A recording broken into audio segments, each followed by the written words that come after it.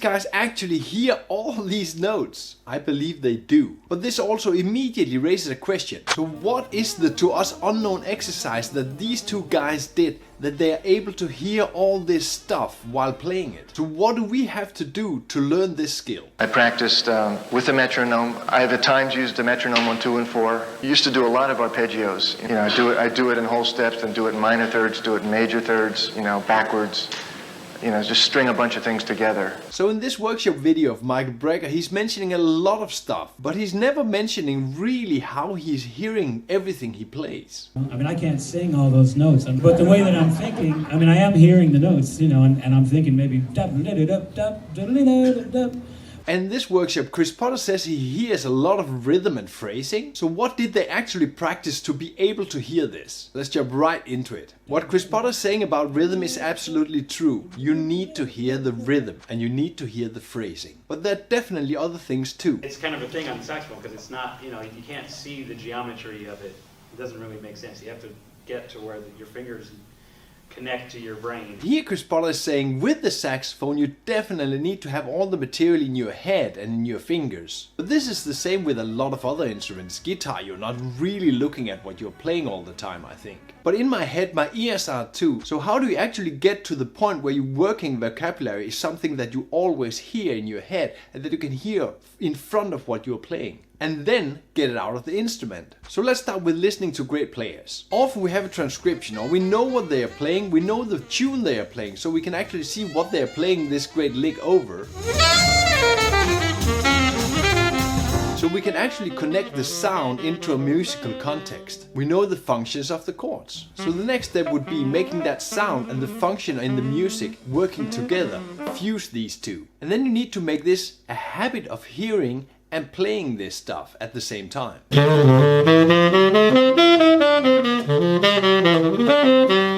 So the musical habit of getting the technique into your fingers is playing the lick you want to learn a lot of times. And then you need to connect this to the musical functions that you're playing over, like the chords. And here the beautiful habits of human beings comes into place. If you can trigger the automation, seeing the chords, then you trigger the sound that you have, and then you trigger your fingers to playing that sound, then you're golden. But at some point when you're playing the lick, you get into some trouble. Because playing the lick still sounds like a lick. You want to be flexible. So to make this habitual playing really work for you, you need to split up your licks in very small parts and then use these parts. And they had to be triggered by the music. So splitting up your licks, I have isolated this part of the Charlie Parker lick, so the arpeggio on that D major. On the D major I'm playing an F sharp minor 7 chord, the upper structure of the D major 9. So I just want to take a small detour to make all this sensible, because it's kind of up there in the air. So I was talking about learning this lick, playing it 100 times. But when we split the lick up, you have these arpeggios. So let's start with those. You need to have the technical material really down in your fingers and your head and your ears. For example, take all the arpeggios in the scale,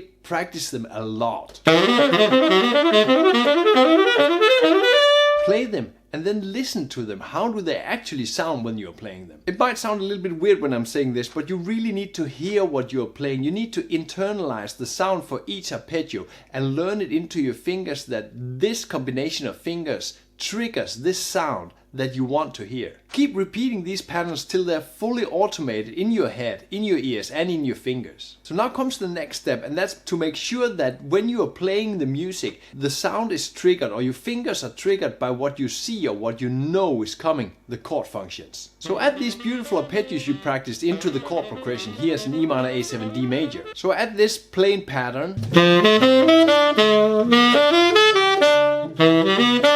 Just all over the place. So we practiced all the chords, of course, and then we placed them on E minor, A7 and D major. The method I'm using here is built into the lesson manual on Patreon. I take a bunch of licks, I split them up, I take the parts of the licks, add them into technical exercise, and the exercises I take and add them into beautiful licks that you can play. And this split up method makes you able to hear what you are playing, but also adding the context to what you are playing. So you train your ears to hear the right harmonical context, you train your fingers to add the music into that context, and this way you internalize automatic lines that you kind of produce when you hear and see these chord progressions. Download the lesson manual on Patreon, the link is in the description. When training the internal internalized material on the chord progressions, you also train your ears in hearing that material where you want it to be on that chord progressions. And this way you're combining your technical exercise and what you're hearing into one thing that becomes a fused structure. So when you have gotten this simple material down, like adding the arpeggios to a bunch of chords, you need to expand. Expand the material that you're hearing on the chords to get more vocabulary. So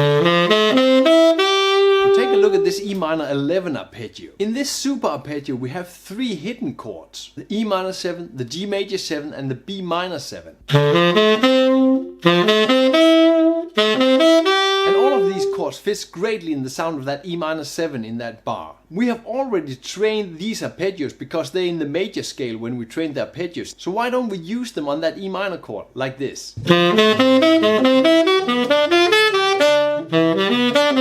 On the E minor 7 in our 2-5-1 progression, I have added the G major chord and the B minor chord. And for the rest I've kept the old lick, the other arpeggios. So try training this new arpeggio sound over that E minor chord and then still add it to old structures that you already know. And of course you have to train this new structure 1,000 times before you really can hear that it belongs where it belongs. But how about other specific sounds on these chords? So we have the E minor going on. So how about adding these new chords to the Charlie Parker lick we already know? Because we have already trained the arpeggios and we have already trained the Charlie Parker lick. So just to give you a whole overview of the process, I start with picking out an arpeggio or a small lick out of a phrase I already know. I train it technically, so then I train it internalized in my fingers and in my ears that I know the sound and I know the sound where the technical exercise belongs. And then I add all this material into a new homemade phrase.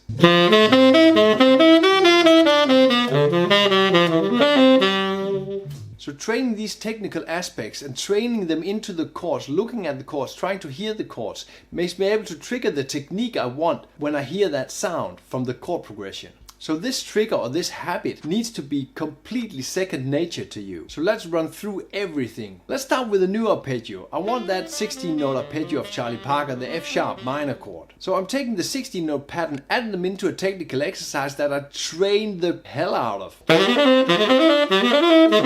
I keep playing it till I really know the sound of each chord and till I have it completely well known in my fingers. And then I insert this pattern into one of my licks in a 2-5-1 E minor A7 D major.